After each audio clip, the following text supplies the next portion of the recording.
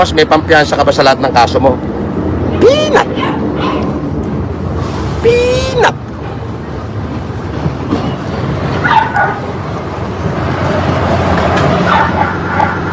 Sa hahap.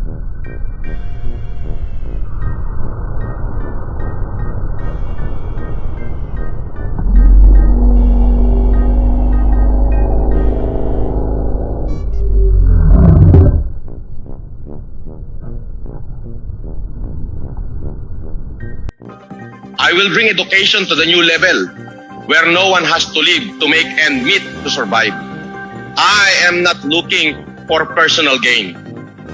My only wish is to bring security to the many Filipinos living in severe deprivation of basic human needs.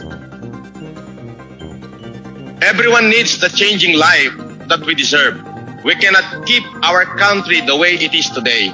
It is time for us to move forward by electing the one that has the will to lead this country or our country's direction. I cannot ignore watching the people of this country living in so much destitution. Therefore, come together, show your support so I can fulfill my plans of government. We need to be at the forefront to make all these changes to go forward.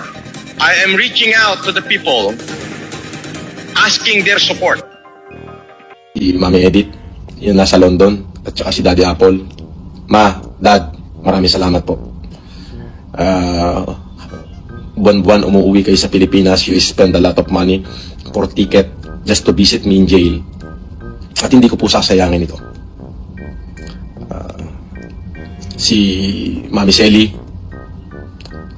si Ma'am Merly, si Ma'am Dakel Gabina, at yung pinakapaborito kong ina, si Melita Quilates, at yung kamukhang kamukha ko, si Edith. Salamat po. Maraming salamat po. Ganun na rin po kila Ma'am Karen Whitmore, kila Kuraming Kay, Ma'am Arlene Ulate.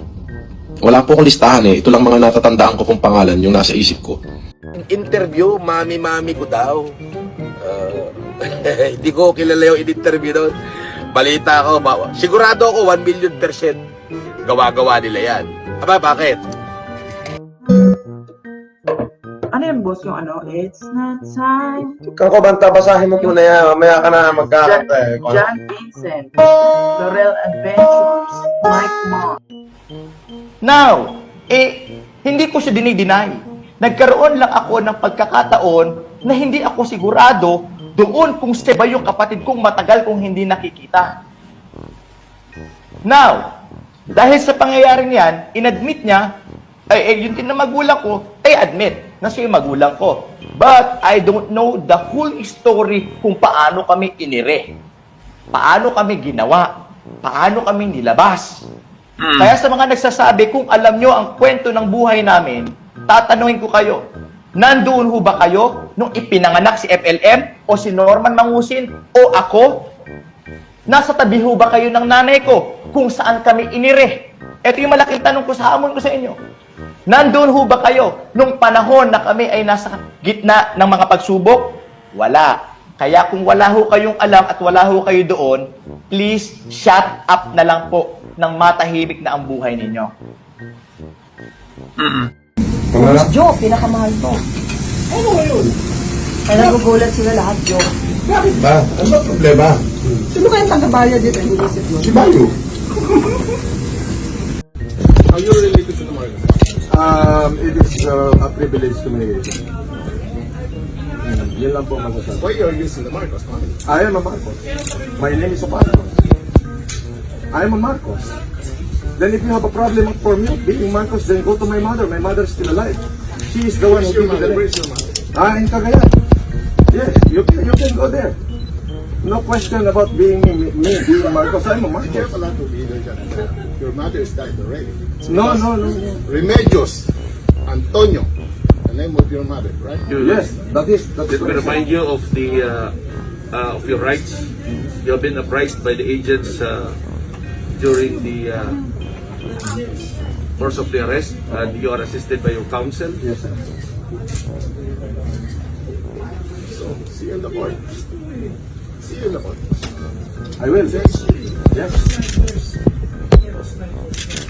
Para si That's right. What the fuck? I'm proud of my wife. So my...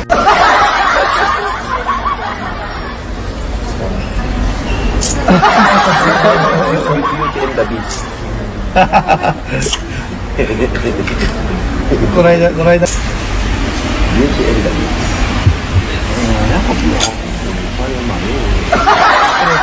Beauty and the Beast.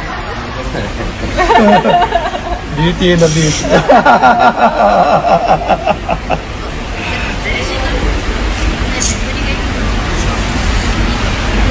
Live ba yun? Yes.